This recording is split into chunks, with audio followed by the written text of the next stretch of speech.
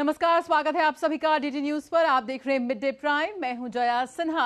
अगले घंटे में हम बात करेंगे देश भर की बड़ी खबरों की, बताएंगे कि दुनिया भर में कौन कौन सी खबरों पर है सबकी नजर, क्या चल रहा है खेल और अर्थ जगत में, और कुछ चल के बात करेंगे विभिन्न समाज के वर्गों से जुड़ी खबरों की भी। तो आइए सबसे पहले इस वक्त की बड़ी खबरों पर नजर डालते हैं। प्रधानमंत्री नरेंद्र मोदी ने जम्मू में दी 32,000 करोड़ रुपए से अधिक की सौगात। स्वास्थ्य, शिक्षा, रेल, सड़क, विमानन समेत बुनियादी ढांचे से जुड़ी कई विकास परियोजनाओं का उद्घाटन और शिलान्यास किया।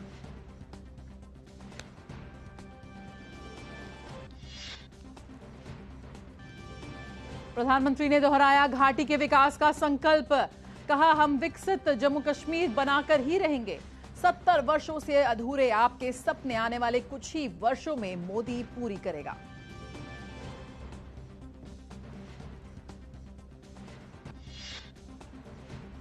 परिवारवाद की राजनीति पर जमकर बरसे प्रधानमंत्री। कहा, जम्मू कश्मीर ने दशकों तक परिवारवाद की राजनीति का दंश झेला, लेकिन अब प्रदेश का कोई भी इलाका पीछे नहीं रहेगा। सब मिलकर आगे बढ़ेंगे।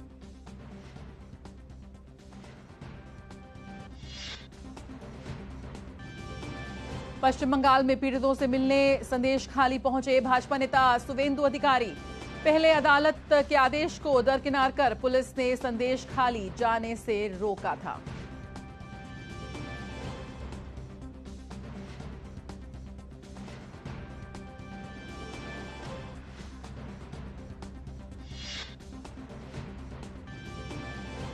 एशियाई खेलों के पदक विजेता अनुष अग्रवाल ने घुड़सवारी में रचा इतिहास। ड्रेसेस स्पर्धा में पेरिस ओलंपिक कोटा किया हासिल। ड्रेसेस में देश का पहला ओलंपिक कोटा।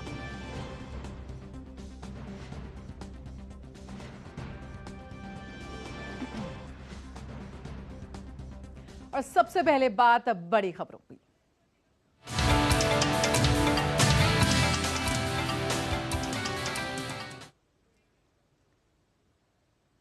प्रधानमंत्री नरेंद्र मोदी ने जम्मू दौरे पर 32,000 करोड़ रुपए से अधिक लागत की कई विकास परियोजनाओं का उद्घाटन, लोकार्पण और शिलान्यास किया। पीएम ने देश भर में शिक्षा क्षेत्र को अधिक बढ़ावा देने के लिए IIT Bhilai, IIT Tirupati, IITDM Kurnool, IIM Bodhgaya, IIM Jammu, IIM Visakhapatnam और भारतीय कौशल संस्थान आईआईएस कानपुर जैसे कई महत्वपूर्ण शिक्षा संस्थानों के परिसरों का उद्घाटन और लोकार्पण किया। पीएम मोदी ने एम्स जम्मू का उद्घाटन किया। उन्होंने इसकी फरवरी 2019 में आधारशिला रखी थी। उन्होंने जम्मू हवाई अड्डे के नए टर्मिनल भवन और जम्मू में common user facility petroleum depot की आधारशिला भी रखी। कार्यक्रम के दौरान जम्मू कश्मीर में कई महत्वपूर्ण सड़क व रेल कनेक्टिविटी परियोजनाओं का लोकार्पण और शिलान्यास किया गया। प्रधानमंत्री द्वारा जम्मू कश्मीर में नागरिक और शहरी बुनियादी ढांचे को मजबूत बनाने के लिए कई परियोजनाओं का शिलान्यास और उद्घाटन भी उन्होंने किया। प्रधानमंत्री ने घाटी में पहली इलेक्ट्रिक ट्रेन और संगलदान स्टेशन और बारामूला स्टेशन के बीच रेल सेवा को भी हरी झंडी दिखाई। बनिहाल, खारी, सुंबर, संगलदान खंड का चालू होना महत्वपूर्ण है, क्योंकि इसमें पूरे मार्ग पर बैलिस्ट लेस ट्रैक का उपयोग किया गया है, जो यात्रियों को बेहतर सवारी का अनुभव प्रदान करेगा। रेल परियोजनाएं कनेक्टिविटी में सुधार करेंगी, पर्यावरणीय स्थिरता सुनिश्चित करेंगी और क्षेत्र के समग्र आर्थिक विकास को बढ़ावा देंगी। प्रधानमंत्री नरेंद्र मोदी अनुच्छेद 370 का भी उन्होंने जिक्र किया और कहा कि ये जम्मू कश्मीर के विकास में सबसे बड़ी बाधा थी। उन्होंने इस मुद्दे पर आ रही एक फिल्म का भी जिक्र किया। आज हम एक नया जम्मू कश्मीर बनते हुए देख रहे हैं। प्रदेश के विकास में सबसे बड़ी दीवार आर्टिकल 370 की थी, आर्टिकल 370 की थी। इस दीवार को भाजपा की सरकार ने हटा दिया है। अब जम्मू कश्मीर एक संतुलित विकास की ओर बढ़ रहा है। और मैंने सुना है शायद इसी हफ्ते ये 370 को लेकर के कोई फिल्म आने वाली है। मुझे लगता है आपका जय जयकार होने वाला है पूरे देश में। ये 370 की ताकत देखिए।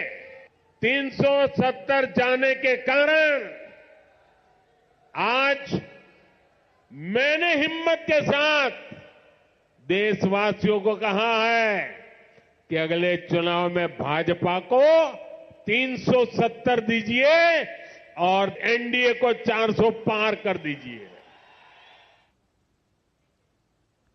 प्रधानमंत्री नरेंद्र मोदी ने जम्मू कश्मीर में शासन करने वाली परिवारवाद पार्टियों पर भी निशाना साधा। उन्होंने जो लोग अपने परिवार के बारे में सोचते रहे, उन्होंने कभी लोगों के परिवार के बारे में नहीं सोचा। सिर्फ अपने परिवार की सोचने वाले लोग कभी आपके परिवार की चिंता नहीं करेंगे। मुझे संतोष है कि जम्मू कश्मीर को इस परिवारवादी राजनीति से मुक्ति मिल रही है। भाई और बहनों, जम्मू कश्मीर को विकसित बनाने के लिए हमारी सरकार गरीब, किसान, युवा शक्ति और नारी शक्ति पर सबसे ज्यादा फोकस कर रही है। प्रधानमंत्री नरेंद्र मोदी ने जम्मू कश्मीर के 1500 कर्मचारियों को नियुक्ति पत्र भी बांटे। ये सभी राज्य के विभिन्न नौकरियों में चयनित हुए हैं। पीएम ने विकसित भारत विकसित जम्मू कार्यक्रम के तहत विभिन्न सरकारी योजनाओं के लाभार्थियों के साथ बातचीत भी की।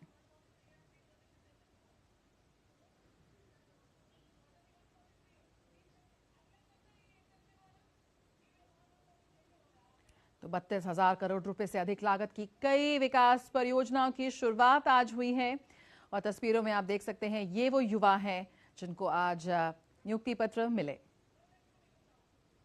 रियाज अहमद, बताइए अपने बारे में बताइए। सर, मेरा नाम रियाज अहमद कोहली है। मैं डिस्ट्रिक्ट पुलवामा के एक दूर दराज इलाका अंतरवाली में रह रहा हूं। सर, हमें पानी की बहुत दिक्कत थी। हमारी औरतें और बच्चे एक नदी से पानी लाते थे सर, जो तकरीबन 1 से 1.5 किलोमीटर की दूरी पे था सर। जैसे ही सर जेजीएम स्कीम आई तो उसका हमें लाभ मिला, तो आज हमारे हर घर में पानी चल रहा है सर, हर घर में नल है सर। तो हमारे उसकी वजह से हमारे बच्चे भी अब टाइम पे स्कूल पे पहुंचते हैं और हम साफ पानी पीते हैं, हमारी सेहत भी ठीक है। गांव के सभी घरों को अब कनेक्शन हो चुका है, काम पूरा? जी बिल्कुल हो चुका है सर। तो सब माताएं बहनों के मेरे बहुत आशीर्वाद मिलते होंगे, क्योंकि माताओं बहनों के लिए पानी एक सबसे बड़ी चिंता का विषय होता है और सबसे ज्यादा मेहनत भी उनको करनी पड़ती है। तो मैं तो हर माँ को मदद करने के लिए ये पानी पहुंचा रहा हूं। तो सब माताएं बहनों को पता है, आशीर्वाद मिलेंगे मुझे। वो सर आपको दुआएं दे रहे हैं सब लोग जिनको आज तक पानी नहीं मिला, तो आज पानी ही जिंदगी है इंसान की सर। अच्छा, आपके यहाँ और कौन कौन सी योजनाएं आई हैं जिसका पता है? सर मैं गुज्जर कम्युनिटी से ताल्लुक रखता हूं और हम जंगल के बीच में रह रहे हैं सर। तो सर जैसे ही 2019 के बाद आर्टिकल 370 के बाद हमारे जम्मू कश्मीर में सर फॉरेस्ट राइट एक्ट लागू हुआ सर, तो हमने उसका लाभ उठाया, तो हमें आज मालिकाना हकूक मिल रहे हैं सर। हम खुशी से अपनी जमीन पे रह रहे हैं। आज हम समझ रहे हैं कि हम अपने घर में रह रहे हैं। देखिए, आपको शायद पता होगा नहीं, क्योंकि आप तो उस समय बहुत छोटे होंगे।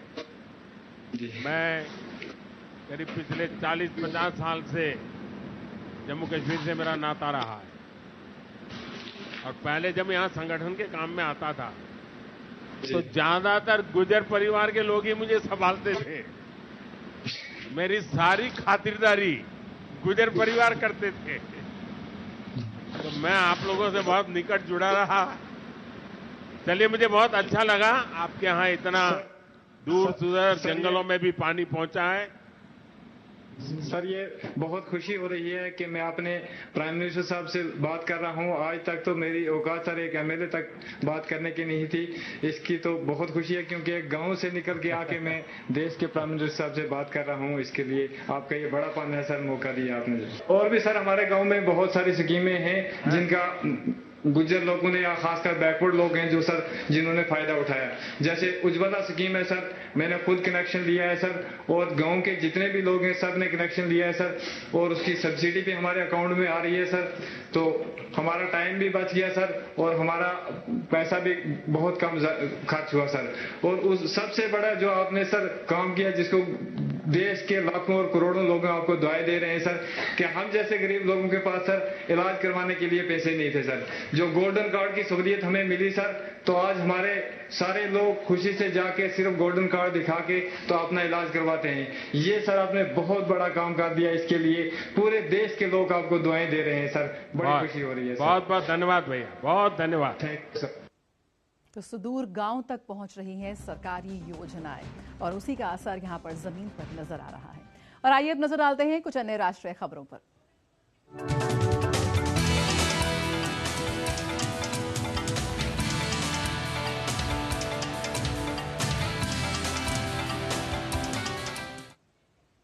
पश्चिम बंगाल के नेता प्रतिपक्ष सुवेंदु अधिकारी और भाजपा विधायक शंकर घोष स्थानीय लोगों से मिलने संदेशखाली पहुंचे।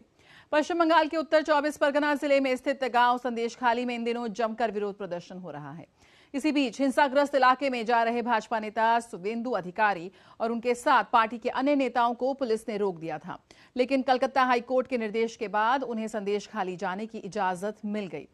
बता दें, जब सुवेंदु अधिकारी आज संदेशखाली जाने के लिए अन्य विधायकों के साथ रवाना हुए तो उन्हें पश्चिम बंगाल पुलिस ने रास्ते में ही रोक दिया था।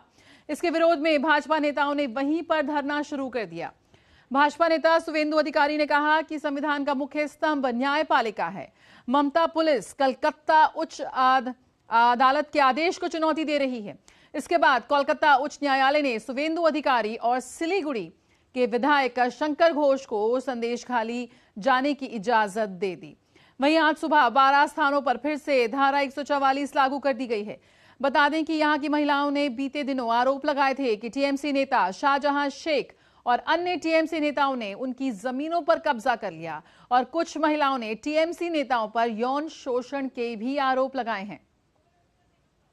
They are challenging Mamata police, a senior IPS, challenging Calcutta High Court order. 1 घंटा यहाँ वो लोग को रीथिंक करने के लिए मैं मौका दे रहा हूँ। 11-10 बजे 12-10 में मैं सीधा गाड़ी घुमा के कलकत्ता हाईकोर्ट जाऊंगा। और वहीं संदेशखाली दौरे पर राष्ट्रीय महिला आयोग की अध्यक्ष रेखा शर्मा ने पुलिस महानिदेशक से मुलाकात के बाद बताया कि डीजीपी बेहद दबाव में है। आयोग के अध्यक्ष ने कहा कि ये बहुत बड़ी बात है कि डीजीपी ने मुझसे मुलाकात की। मैं 8वीं-9वीं बार पश्चिम बंगाल आई हूं और डीजीपी कभी नहीं मिलते। डीजीपी ने पुलिस विभाग की कमी को माना। हमने सुझाव दिया कि संदेशखाली में सभी पुलिस अधिकारियों को बदल दिया जाना चाहिए।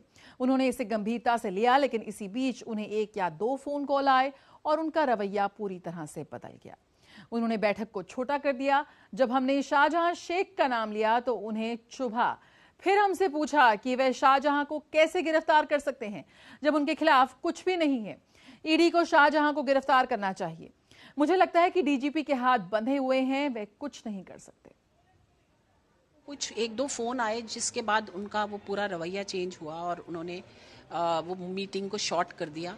शॉर्ट इसलिए भी किया कि जहां हमने शाहजहां का नाम लिया उनको थोड़ा सा वो चुभा और उन्होंने कहा कि वो अरेस्ट कैसे करेंगे जब उसके अगेंस्ट कुछ है ही नहीं और ईडी को अरेस्ट करना चाहिए। हम क्यों अरेस्ट करें। सो अगर वो बिल्कुल ही ये कह रहे हैं कि उसके अरेस्ट अगेंस्ट कुछ नहीं है तो इन्वेस्टिगेशन क्या करेंगे।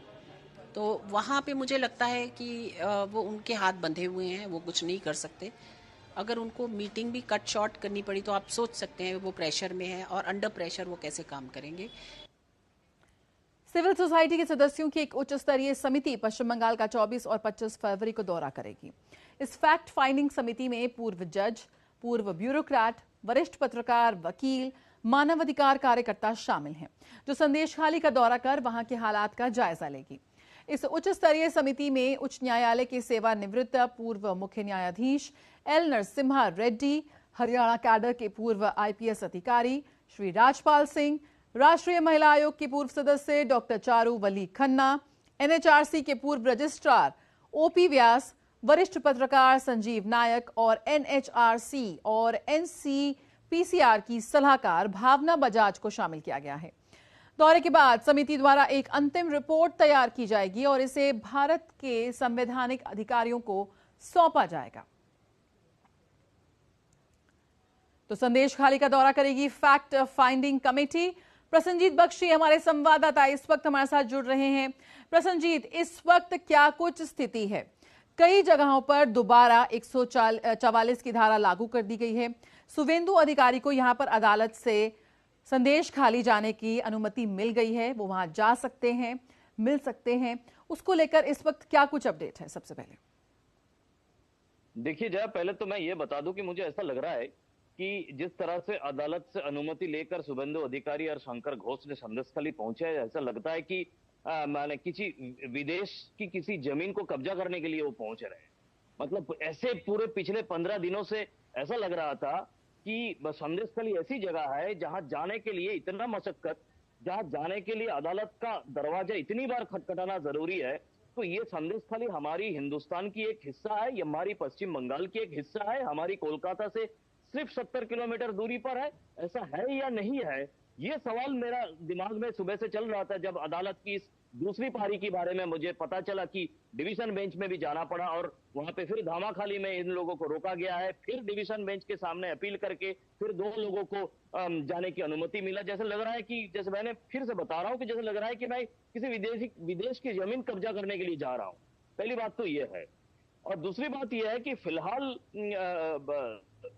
शुभेंदु अधिकारी ने वहां पे जो महिला है, महिलाओं से बातें जारी रखे हैं और ये पहली मर्तबा है कि कोई राजनेता, कोई जो इस तरह की रिप्रेजेंटेटिव्स ऑफ द पीपल ये पहुंच पाए हैं वहां पे और जाके वहां पे वो गांव वालों से बात करने की मौका मिला कि जो गांव वाले पिछले 15-20 दिनों से अपने जो ऊपर उत्पीड़न की बात कहकर ऐसी स्थिति में पड़ गए हैं कि उनको चारों तरफ से, ये तीनों तरफ से मैं कह रहा हूं, मैं जो कह रहा हूं कि शासन, प्रशासन और राजनीतिक दल, ये तीनों की तरफ से इस तरह से उनको दबाया जा रहा था, इस तरह से अभी भी दबाया जा रहा है। कम से कम खुला आसमान के नीचे सांस लेने की स्थिति पे है जब शुभेंदु अधिकारी और शंकर घोष, आप दिखा रहे हैं यहाँ पे, इन्होंने संदेश खाली पहुंचने का इनको मौका मिला है। जय बिल्कुल, यहां पर कलकत्ता हाईकोर्ट की तरफ से काफी सख्त टिप्पणी भी की गई है। प्रसन्नजीत बख्शी, यहां पर जो डीजीपी हैं वो काफी दबाव में नजर आ रहे हैं। ऐसा कि रेखा शर्मा ने खुलकर यहां पर बयान दिया है कि वो ये लगातार ये बात कह रहे हैं कि शाहजहां शेख के खिलाफ कोई सबूत नहीं है, उनको हम कैसे अरेस्ट करें। लेकिन यहां पर कलकत्ता हाईकोर्ट की तरफ से सख्त टिप्पणी की गई है कि जितनी भी जो प्राथमिकी तस्वीरें आ रही हैं, बात सामने आ रही है, ऐसे में शाहजहां शेख तुरंत सरेंडर करें। हाँ देखिए, मैं डीजीपी राजीव कुमार के बारे में ये बता दूं कि जैसे उनको ये पूछना चाहिए कि उनके ये जो हमारे जो बच्चे को मीडिया की जिस बच्चे को अरेस्ट किया गया है वो अपना लाइव देते वक्त उनके खिलाफ क्या सबूत उनके पास है। एक डीजीपी है, महान है वो, उनके लिए ममता बनर्जी रास्ते पे धरना देती है, वो महान है। तो ये बच्चे के खिलाफ क्या सबूत है, वो तो शेख शाहजहां के खिलाफ क्या नहीं है, क्या है, इसके बारे में एनसीडब्ल्यू की चीफ के सामने अपने बातें रखे हैं। लेकिन ये बच्चे के खिलाफ क्या क्या सबूत है और ये सबूत जुगाड़ करने के लिए उनको कितना मिनट लगा, ये पत्रकार के खिलाफ सबूत जुगाड़ करने के लिए उनको कितना मिनट लगा। और शाहजहां के खिलाफ सबूत जुगाड़ करने के लिए 1.5 महीना हो गया है, डीजीपी साहब को सबूत नहीं मिल पा रहा है। तो ये सबूत भी पत्रकारों को लाके देना पड़ेगा, या एनसीडब्ल्यू चेयरपर्सन को लाके देना पड़ेगा। पहली बात तो ये है। दूसरी बात है कि जो अदालत की तरफ से बताया गया कि अदालत की तरफ से ये बताया गया कि कोई जो पीपल्स रिप्रेजेंटेटिव है, क्योंकि शाहजहां शेख भी पंचायत की जिला परिषद की वो मेंबर है और शायद सभापति भी है वहां के, तो वो पीपल्स रिप्रेजेंटेटिव है। वो इस तरह से गुमनामी में कितने दिन रह सकते हैं, फ्यूगिटिव बन के, फरार बन के कितने दिन रह सकते हैं। अदालत का कहना यह है कि कोई इस तरह से पीपल रिप्रेजेंटेटिव ऐसे इस तरह से फरार नहीं रह सकते हैं। अब इसका जो अगर अब अर्थ निकाले कि अदालत का ऐसा कहना है कि आप आके सरेंडर करो, तो हो सकता है कि अदालत की इस भाषाओं का ऐसे नतीजा हम निकाल पाए। लेकिन अदालत इस सख्त टिप्पणी कहा है कि कोई भी पीपल्स रिप्रेजेंटेटिव इस तरह से इतने दिन तक फरार नहीं रह सकते। जाया बिल्कुल। चलते चलते यहाँ पे जानना चाहेंगे प्रसन्नजीत कि इस वक्त यहाँ पर शुभेंदु अधिकारी वहां गए हैं, एक फैक्ट फाइंडिंग टीम भी है जो भी जाएगी वहां पर और पीड़ितों से बात करेगी, अपनी रिपोर्ट तलब करेगी। लेकिन यहाँ पर जिस तरह से पुलिस प्रशासन का बेहद उदासीन रवैया सामने आ रहा है, बेहद महत्वपूर्ण है तमाम वो लोग, वो पीड़ित, उनकी सुरक्षा, उसको लेकर किस तरह से इस वक्त काम किया जा रहा है? नहीं, किसी तरह से कोई काम नहीं किया जा रहा है। मैं बार बार कह रहा हूं कि उनके ऊपर ऐसे दबाव डाला जा रहा है तीनों तरफ से कि वो जो जिस बात को उजागर किए हैं पूरे दुनिया के सामने, उस बात को निगल ले और उस बात से कोई उल्टा बयान वो आने वाले दिनों में देने लगे, ऐसा कोशिशें किया जा रहा है। उनकी सुरक्षा के लिए कोई व्यवस्था नहीं है पुलिस की तरफ से। अब जिस तरह से शुभेंदु अधिकारी जो एक संवैधानिक पद पे भी है, मतलब लीडर ऑफ अपोजिशन है, अगर वो वहां पे जाके इन लोगों को किसी तरह से इनका सुरक्षा दे पाए, इसका इंतजाम कर पाए तो अलग बात है। दूसरी बात मैं जया कहना चाहूंगा कि जो फैक्ट फाइंडिंग टीम के बारे में बताया जा रहा है 24-25 की तारीख को, मुझे पता नहीं कि इन लोगों को ये धामाखाली या रामपुर जैसे जगह से, या हमारी कोलकाता के पास थोड़ा सा कोलकाता की भूगोल के बारे में आपको पता है तो रास्ता ये साइंस सिटी होके गुजरती है, तो ये साइंस सिटी के पास रोका जाएगा कि नहीं, इसके बारे में कोई, क्योंकि अभी तक किसी शुभेंदु अधिकारी को छोड़ के, अभी तक किसी इंसान को, पत्रकार को छोड़ के, पत्रकार अपने बलबूते पर संदेशखाली पूरे दिन वहां पे पहुंच रहे हैं और पूरे दिन रात काम कर रहे हैं, बाकी लोगों को जाने से रोका जा रहा है कोई भी बहाना लगा के। और एनसीडब्ल्यू और एससी कमीशन को रोका नहीं जा पाया क्योंकि वो कॉन्स्टिट्यूशनल बॉडी, इसीलिए ये जो फैक्ट फाइंडिंग टीम है, जो बीजेपी का टीम है, उसको भी रोका गया था। इस फैक्ट फाइंडिंग टीम को कहां तक और कितने दूर तक जाने दिया जाएगा, जो 24-25 काफी देरी पे है, लेकिन फिर भी जिस तरह से पिछले 1-1.5 महीनों से इस तरह की दबाव चलाया जा रहा है पुलिस प्रशासन और पॉलिटिकल पार्टी की तरफ से, आने वाले 24-25 तक ये सामान्य हो जाएगा, मुझे तो लगता नहीं है।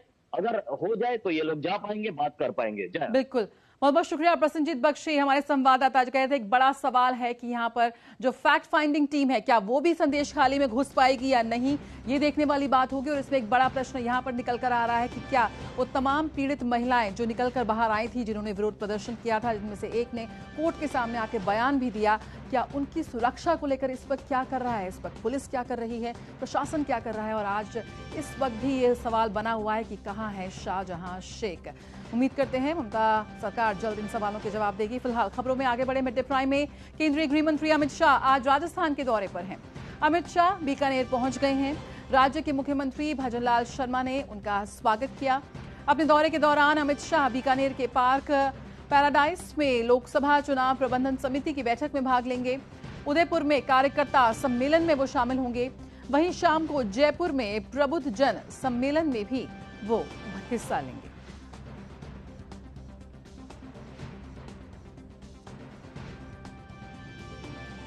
तो गृह मंत्री अमित शाह आज राजस्थान के दौरे पर हैं। बीकानेर में वो लोकसभा चुनाव प्रबंधन समिति की बैठक में हिस्सा लेंगे। खबर कर्नाटक से, जहां पर कांग्रेस सरकार ने राहुल गांधी के निर्वाचन क्षेत्र वायनाड में एक पीड़ित परिवार को 15 लाख रुपए जारी किए हैं।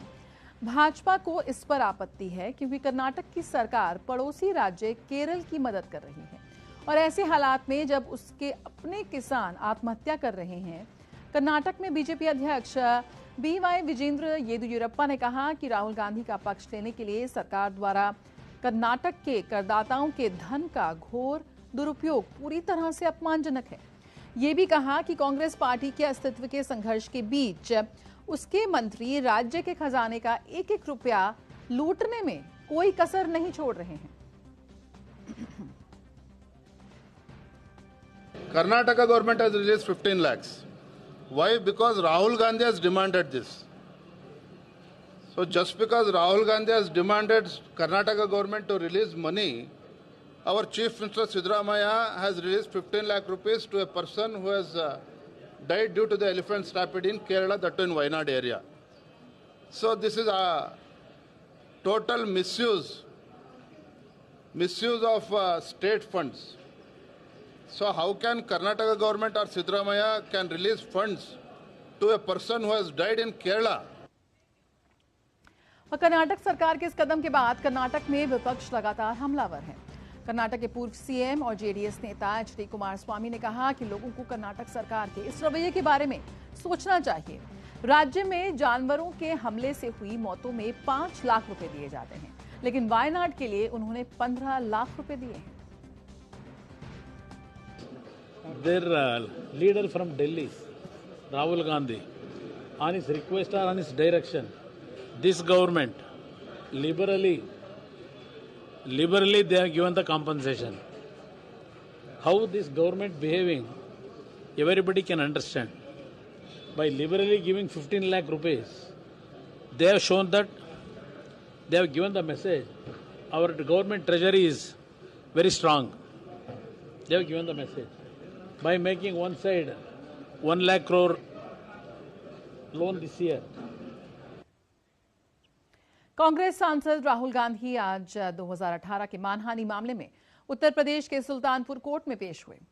इस मामले में सुल्तानपुर की एमपी एमएलए कोर्ट ने राहुल गांधी को जमानत दे दी है। दरअसल बीजेपी नेता विजय मिश्रा ने 2018 में केंद्रीय गृह मंत्री अमित शाह के खिलाफ आपत्तिजनक टिप्पणी करने के लिए राहुल गांधी के खिलाफ मानहानि का मुकदमा किया था। इसी मामले में सुल्तानपुर की कोर्ट ने राहुल गांधी को सम्मन जारी किया।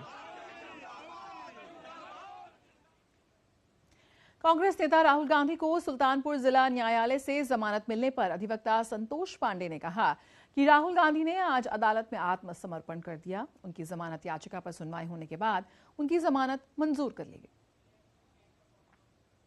राहुल गांधी जी ने स्वयं को सरेंडर किया और माननीय न्यायालय ने उनको करीब आधे घंटे पौन घंटे कस्टडी में लेने के बाद उनकी जमानत अर्जी पेश हुई। जमानत अर्जी पर सुनवाई हुई और उनकी जमानत मंजूर हुई है। राहुल गांधी जी के अधिवक्ता ने कहा कि हम निर्दोष हैं और इस तरह से हमने कुछ भी नहीं कहा है। हमने उस पर अपोज किया, अपना विरोध जताया और चूंकि जमानती अपराध है, धारा 500 आईपीसी बिलेबल ऑफेंस है, इसलिए उनकी जमानत मंजूर हुई है। आगे की डेट अभी नहीं आई है, आगे की डेट जो है वो ऑनरेबल कोर्ट तय करेगी। और असम की सीआईडी ने भारत जोड़ो न्याय यात्रा के दौरान सार्वजनिक संपत्ति को नष्ट करने के मामले में कांग्रेस नेता राहुल गांधी समेत कई अन्य पार्टी नेताओं को तलब किया है। सीआईडी ने कांग्रेस नेता राहुल गांधी, केसी वेणुगोपाल, जितेंद्र सिंह, एपीसीसी अध्यक्ष भूपेन बोरा, सांसद गौरव गोगोई और असम विधानसभा में विपक्ष के नेता देबब्रत सैकिया को 23 फरवरी को उलूबरी स्थित सीआईडी कार्यालय में उपस्थित होने का आदेश दिया गया। सीआईडी ने विधायक जाकिर हुसैन शिकदर और रमेन कुमार शर्मा को भी सम्मन जारी किया है। कांग्रेस नेताओं को 23 फरवरी को उलूबरी स्थित सीआईडी कार्यालय में उपस्थित होने का आदेश दिया गया।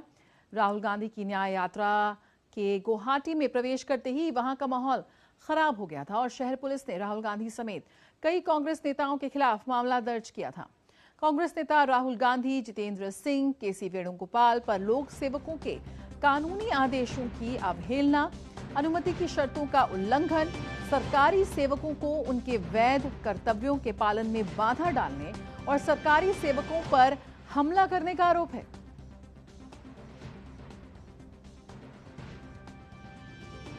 झारखंड के पूर्व मुख्यमंत्री शिबू सोरेन की याचिका पर दिल्ली उच्च न्यायालय की डबल बेंच ने आदेश सुरक्षित रखा है। शिबू सोरेन ने हाईकोर्ट की सिंगल बेंच के उस आदेश को चुनौती दी है जिसमें बेंच ने सोरेन के खिलाफ चल रही लोकपाल की कार्यवाही में दखल देने से इनकार कर दिया था। आय से अधिक संपत्ति को लेकर बीजेपी सांसद निशिकांत दुबे की शिकायत पर लोकपाल ने ये कार्रवाई शुरू की है। गौरतलब है कि शिबू सोरेन पर आय से अधिक संपत्ति जमा करने का आरोप है। 22 जनवरी को हाईकोर्ट की एकल पीठ ने लोकपाल कार्यवाही और शिकायत के खिलाफ झारखंड के पूर्व मुख्यमंत्री की याचिका को खारिज कर दिया था। और रक्षा मंत्री राजनाथ सिंह ने कांग्रेस नेता राहुल गांधी पर तंज कसते हुए कहा कि जहां जहां राहुल गांधी जाएंगे वहां उनका गठबंधन टूटता जाएगा और वहां कांग्रेस का जनाधार अपने आप में कम होता चला जाएगा।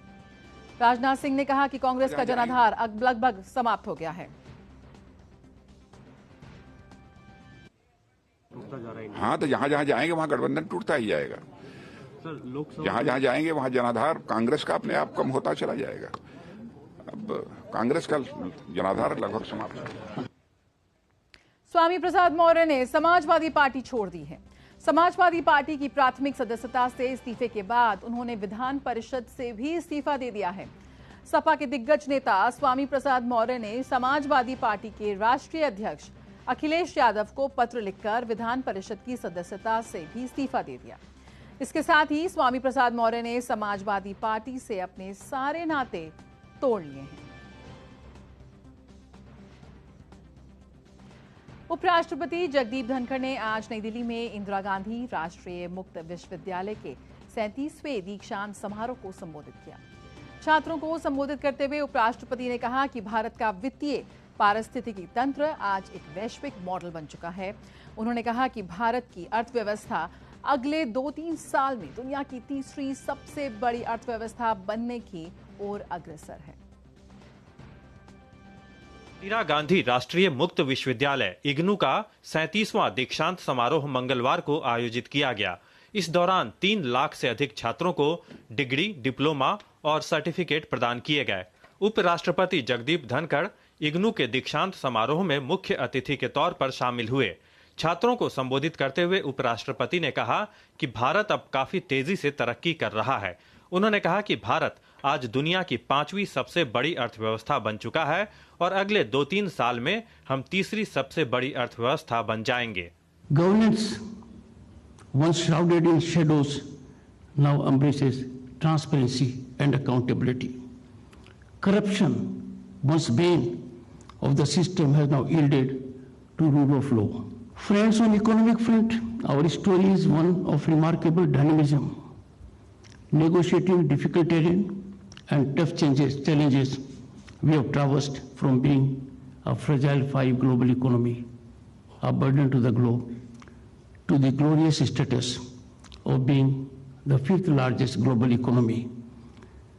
Your ambitions can now be firmly set as we are on move to the 3rd position in global economy in 2 years or so.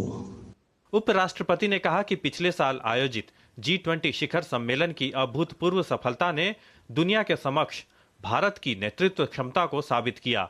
उन्होंने कहा कि भारत पहली बार ग्लोबल साउथ की आवाज बनकर उभरा। 500 million people have opened their accounts for the first time, banking inclusion of the highest order ever on the planet. If 100 million free gas connections have been given to needy households, a record that can never be matched by others. These are just 2 figures, there can be many. This spirit of inclusivity resonates globally. The unprecedented G20 summit held in New Delhi stands as a testament to our leadership. Indira Gandhi राष्ट्रीय मुक्त विश्वविद्यालय दुनिया का सबसे बड़ा मुक्त विश्वविद्यालय है, जिसमें करीब 35 लाख विद्यार्थी पढ़ाई कर रहे हैं। दुनिया के अलग अलग देशों में स्थित 25 स्टडी सेंटर के जरिए करीब 90,000 अंतर्राष्ट्रीय छात्र भी इग्नू द्वारा मुहैया कराई जा रही गुणवत्तापूर्ण शिक्षा का लाभ उठा रहे हैं। Nishant Saurabh, DD news, Delhi. और प्रधानमंत्री नरेंद्र मोदी 22 फरवरी को अपने संसदीय क्षेत्र वाराणसी पहुंच रहे हैं। उसके अगले दिन 23 तारीख को अमूल के उसी प्लांट का लोकार्पण करेंगे जिसका शिलान्यास उन्होंने 2 साल पहले किया था। अमूल प्लांट के बनास डेयरी के चेयरमैन शंकर चौधरी से डीडी न्यूज ने की खास बातचीत। मेरे साथ हैं शंकर भाई चौधरी जी, जो बनास डेयरी के चेयरमैन हैं। बनास डेयरी यानी अमूल, और अमूल के प्रोडक्ट्स से हम परिचित हैं, पूरे देश में सप्लाई होती है, लेकिन खास इसलिए है ये बनास डेयरी कि यहाँ पर इसका आधारशिला यहाँ के सांसद और देश के प्रधानमंत्री ने रखी थी। शंकर भाई, ये इसको हम कैसे माने कि जो आपने आधारशिला प्रधानमंत्री ने रखी और आज इस जगह हम आ गए हैं कि इसके आप लोकार्पण करना है प्रधानमंत्री को, तो इसको आप कैसे? पूरे पूर्वांचल में एक दूध क्रांति की शुरुआत हो रही है।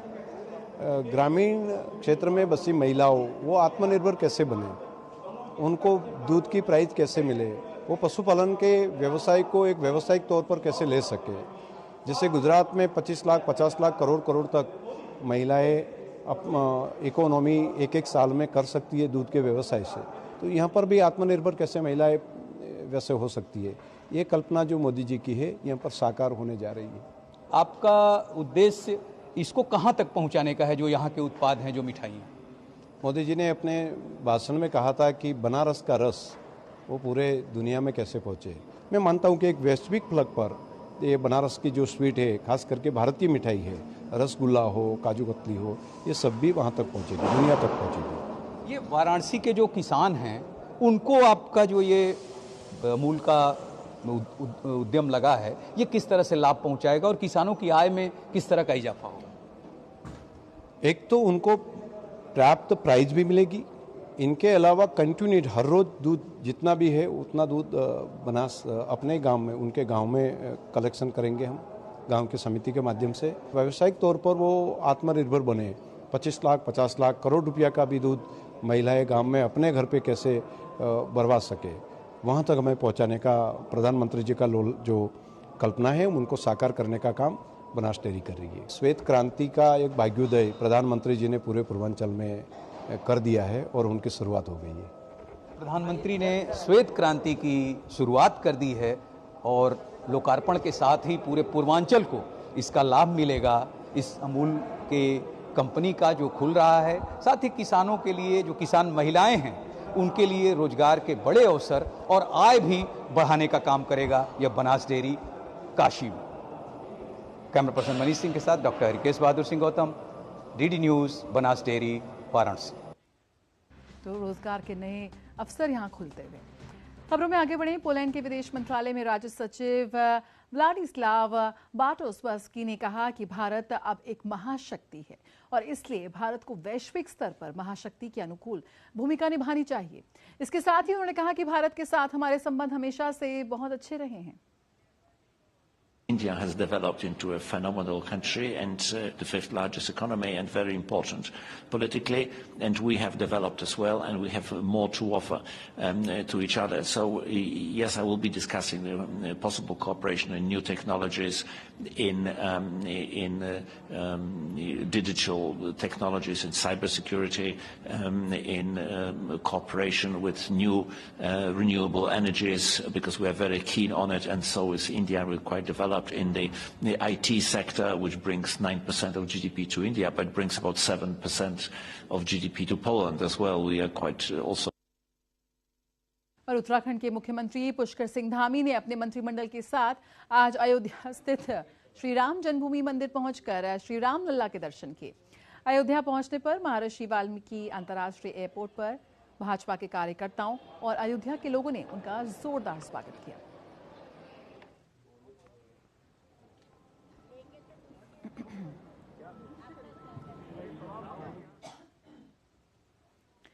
भारतीय विशिष्ट पहचान प्राधिकरण ने साफ कर दिया है कि पश्चिम बंगाल में किसी भी व्यक्ति का आधार नंबर रद्द नहीं किया है। UIDAI ने एक बयान जारी करते हुए कहा कि आधार डेटाबेस को अपडेट रखने के लिए आधार नंबर धारकों को समय समय पर सूचना जारी की जाती है, लेकिन किसी भी नंबर को रद्द नहीं किया गया है। ये बयान पश्चिम बंगाल की मुख्यमंत्री ममता बनर्जी के आरोपों के बाद आया है, जिसमें उन्होंने कहा था कि केंद्र सरकार ने लोकसभा चुनाव से पहले राज्य में लोगों को विभिन्न सामाजिक कल्याण योजनाओं का लाभ लेने से रोकने के लिए उनके आधार कार्ड निष्क्रिय कर दिए हैं। और आइए देखते हैं अर्थ जगत से जुड़ी खबरें।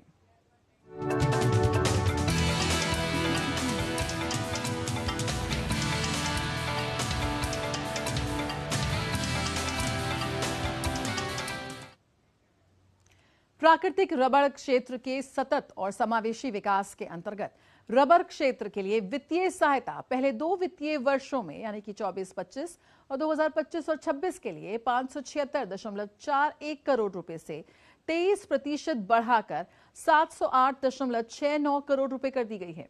रबड़ उद्योग को समर्थन देने के लिए 2024-25 और 25-26 के दौरान 43.50 करोड़ रुपए के परिव्यय के साथ पारंपरिक क्षेत्रों में 12,000 हेक्टेयर में रबर का रोपण किया जाएगा। इसके लिए सहायता दर पहले के 25,000 रुपए प्रति हेक्टेयर से बढ़ाकर 40,000 रुपए प्रति हेक्टेयर कर दी गई है। इससे उत्पादन की बढ़ी हुई लागत को कवर करने में मदद मिलने के साथ ही साथ उत्पादकों को रबर लगाने के लिए अतिरिक्त प्रोत्साहन भी मिलेगा। इसी अवधि के दौरान 18.76 करोड़ रुपए के परिव्यय के साथ गैर पारंपरिक क्षेत्रों में 3,752 हेक्टेयर क्षेत्र को रबड़ की खेती के अंतर्गत लाया जाएगा।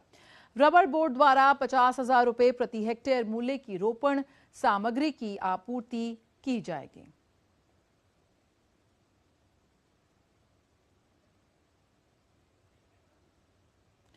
चीन ने अपनी ग्रोथ को बढ़ावा देने के लिए अहम बेंचमार्क लैंडिंग रेट में कटौती का फैसला किया है। बैंक ऑफ चाइना ने जून के बाद पहली बार दरों में कटौती का ऐलान किया है और अब 5 साल की अवधि के लोन का प्राइम रेट यानी कि LPR 4.2% से घटकर 3.95% पर आ गया है। LPR को 2019 में लाया गया था और तब से इसमें ये सबसे बड़ी कटौती है।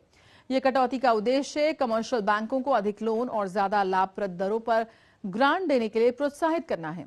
चीन का ये फैसला बाकी दूसरी अहम देशों के विपरीत है, जहां इन्फ्लेशन से लड़ाई में दरों में कटौती की गई है। हालांकि दूसरी तरफ कॉरपोरेट लोन के बेंचमार्क 1 साल वाले LPR की दरों में कोई बदलाव नहीं किया गया है और ये 3.45% पर बरकरार है। इस दर में पिछले साल अगस्त में बदलाव किया गया था और उस समय कटौती की गई थी। लग्जरी उत्पाद बनाने वाली दुनिया की शीर्ष 100 कंपनियों में 6 भारतीय कंपनियां भी अपनी जगह बनाने में कामयाब रही हैं। इन 6 कंपनियों में मलाबार गोल्ड एंड डायमंड्स और टाइटन के साथ 4 अन्य भारतीय आभूषण निर्माता कंपनियां भी शामिल हैं। डेलॉय की जारी वैश्विक लग्जरी सामान सूची 2023 में 19वें स्थान पर काबिज है। मलाबार गोल्ड अग्रणी घरेलू कंपनी है, पहली बार इसे सूची में जगह मिली है। टाटा समूह की इकाई टाइटन कंपनी भी 24वें स्थान पर है। विविध क्षेत्रों में काम करने वाली फ्रांस की लग्जरी कंपनी LVMH इस सूची में शीर्ष स्थान पर काबिज है। PVH कॉर्प दूसरे और रिचमोंड तीसरे स्थान पर है। डेलॉय ने रिपोर्ट में कहा है कि भारतीय अर्थव्यवस्था जैसे जैसे बढ़ रही है, उपभोक्ताओं में प्राथमिकताएं विकसित हो रही हैं। देश के लग्जरी बाजार में महत्वपूर्ण वृद्धि देखी जा रही है, जो घरेलू ब्रांड की वैश्विक पहचान में योगदान दे रही है। देश में लग्जरी उत्पादों की मांग और बढ़ने की उम्मीद है। इससे घरेलू ब्रांड को वैश्विक स्तर पर उभरने के प्रयास के पर्याप्त अवसर मिलेंगे।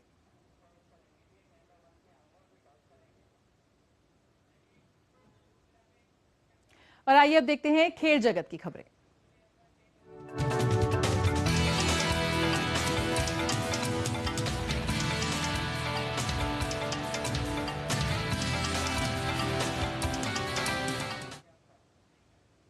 और खेल प्राइम की खबरों के साथ हमारे साथ जुड़ चुकी हैं सुचित्रा, क्या खास है आज खेल जगत में? शुरुआत करते हैं घुड़सवारी से, जो एक अच्छी खबर आई है भारतीय खेल प्रेमियों के लिए। एशियाई खेलों के पदक विजेता अनुष अग्रवाला ने घुड़सवारी की ड्रेसाज स्पर्धा में देश के लिए पेरिस ओलंपिक कोटा हासिल कर लिया है। ये ड्रेसाज में भारत का पहला ओलंपिक कोटा है। पिछले साल हांगझोउ एशियाई खेलों में ऐतिहासिक व्यक्तिगत ड्रेसाज में कांस्य पदक भी अपने नाम किया था। इक्वेस्टेरियन खेल में भारत ने धीरे धीरे ही सही लेकिन अपने कदम को तेजी से मजबूती दी है और इस कड़ी में हालिया सफलता अनुष अग्रवाला की है। इस युवा घुड़सवार ने घुड़सवारी की ड्रेसेज स्पर्धा में देश के लिए पेरिस ओलंपिक कोटा हासिल कर देश को एक नई सफलता दिलाई। इस कामयाबी की बड़ी बात यह है कि ये ड्रेसेज में भारत का पहला ओलंपिक कोटा है। हालांकि घुड़सवारी में कोटा देश का होता है और पेरिस ओलंपिक में भारतीय खिलाड़ी का चयन EFI करेगा। इससे पहले 7 भारतीय घुड़सवारों ने ग्रीष्मकालीन ओलंपिक खेलों में भाग लिया था, लेकिन सभी ने इवेंटिंग में हिस्सा लिया था। FEI आयोजनों के दौरान भारतीय घुड़सवार ने अपने घोड़े सर कार्मेलो ओल्ड की सवारी करते हुए पोलैंड में 73.485%, तो नीदरलैंड्स में 74.4% और जर्मनी में 72.9% और बेल्जियम में 74.2% अंक हासिल किए। ड्रेसेज एक ऐसा घुड़सवारी खेल है जिसमें घुड़सवार और घोड़े के जोड़े को एक खास मैदान में तरह तरह के कदम और चालें दिखानी होती हैं। इसे 7 अलग अलग स्तरों में खेला जाता है और अंकों का निर्धारण 1 से 10 के पैमाने पर होता है।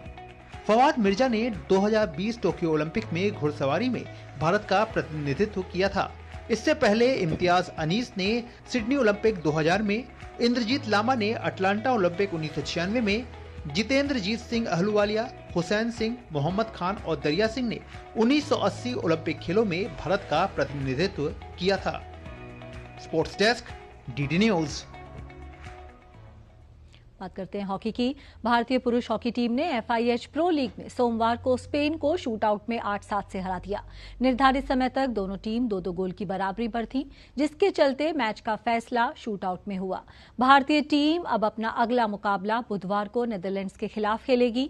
शूटआउट में हरमनप्रीत सिंह, सुखजीत सिंह, ललित कुमार उपाध्याय, अभिषेक और राजकुमार पाल ने भारत के लिए गोल किए।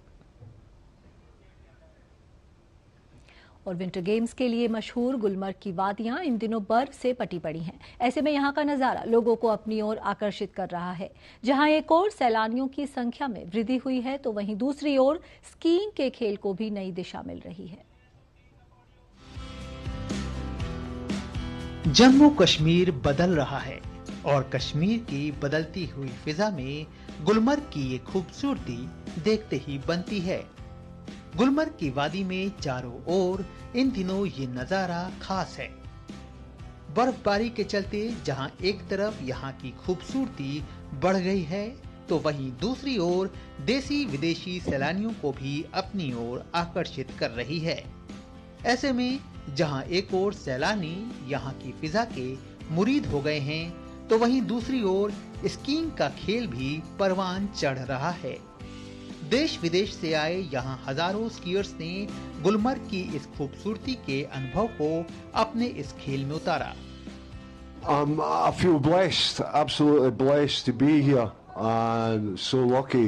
The slopes at Gulmarg cater for every capability, from beginner to advanced, and that's the reason I come here, for the extreme terrain. It's amazing. There's so much powder at the moment. I'm looking forward to more powder coming here. It's a lot of work though. So much, so much snow. We need a few more days to sort of compact it, but really, really good. वैसे गुलमर्ग हमेशा से winter games के लिए मशहूर रहा है, लेकिन बड़ी बात यह है कि अब केवल खिलाड़ियों को ही नहीं, बल्कि इस बर्फबारी के चलते जो वातावरण बना है, उसका प्रभाव स्कीइंग के खेल से जुड़े तमाम उन लोगों को भी लाभान्वित कर रहा है, जिनके लिए ये एक रोजगार है। कुल मिलाकर यह एक सुखद तस्वीर है, जो यहाँ के निवासियों के लिए रोजगार का बड़ा साधन है, तो सैलानियों और एडवेंचर करने वालों के लिए एक परफेक्ट प्लेस, जहाँ आकर वह अपने जीवन को एक नया आयाम दे सकते हैं। Sports desk, DD news. तो खेल की खबरों में फिलहाल इतना ही। वापस चलते हैं जया के पास। शुक्रिया सुचित्रा इन खेल की खबरों को हमसे साझा करने के लिए। और आइए अब बात करते हैं उन खबरों की जो दुनिया भर में सुर्खियों में छाई हुई हैं।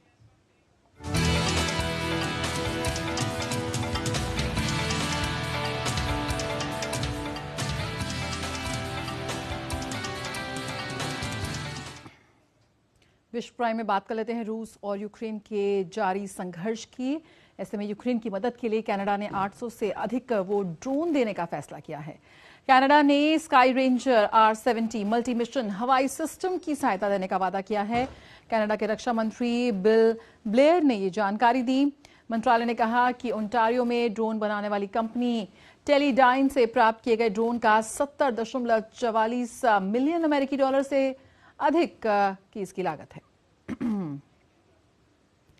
और अमेरिका की सीमा के पास उत्तरी मेक्सिको में सुरक्षा बलों के साथ गोलीबारी में 12 लोग मारे गए। तमाउलिपास राज्य की सुरक्षा एजेंसी के अनुसार गश्त पर गए सैनिकों पर सशस्त्र लोगों ने एक समूह ने हमला कर दिया। वहीं अधिकारियों का कहना है कि तमाउलिपास राज्य में विभिन्न संगठित अपराध समूह हैं जो मानव तस्करी और मादक पदार्थों की तस्करी में लिप्त हैं। भारत एक ऐसा देश है जो कभी भी किसी की मदद करने से पीछे नहीं हटता था। वह जरूरतमंदों की मदद के लिए हमेशा आगे खड़ा रहा है। इसी क्रम में उसने गरीबी और भूख से निपटने के लिए $10 लाख का योगदान दिया है। ये दान भारत, ब्राजील और दक्षिण अफ्रीका द्वारा चलाए जा रहे एक फ्रंट में भारत ने दिया है। संयुक्त राष्ट्र में भारत की स्थायी प्रतिनिधि रुचिरा कंबोज ने भारत, ब्राजील और दक्षिण अफ्रीका में गरीबी एवं भूख उन्मूलन इप्सा फंड के योगदान के रूप में संयुक्त राष्ट्र दक्षिण दक्षिण सहयोग कार्यालय की निदेशक दीमा अल खातिब को $10 लाख का चेक सौंपा। कंबोज ने कहा कि भारत इप्सा फंड का समर्थन करने के लिए प्रतिबद्ध है, क्योंकि हम मानते हैं कि फंड ने ग्लोबल साउथ में लाखों लोगों के जीवन पर सकारात्मक प्रभाव डाला है। इसके अलावा दक्षिण सहयोग की भावना को मजबूत किया है। संयुक्त राष्ट्र में भारत के स्थायी मिशन द्वारा जारी विज्ञप्ति में कहा गया कि भारत, ब्राजील और दक्षिण अफ्रीका IBSA फंड में हर साल $10 लाख का योगदान करते हैं। वर्ष 2004 में इप्सा फंड की स्थापना हुई थी और साल 2006 में इसने काम शुरू किया और उसके बाद से अब तक इस फंड में भारत ने $1.8 करोड़ से अधिक का दान दिया है। भू राजनीति और भू अर्थशास्त्र पर भारत के प्रमुख सम्मेलन रायसीना डायलॉग 2024 के लिए नई दिल्ली में हितधारकों का आगमन शुरू हो गया है। रायसीना डायलॉग 21 से 23 फरवरी तक नई दिल्ली में आयोजित किया जा रहा है और ये वैश्विक समुदाय के सामने आने वाली चुनौतीपूर्ण मुद्दों को संबोधित करेगा।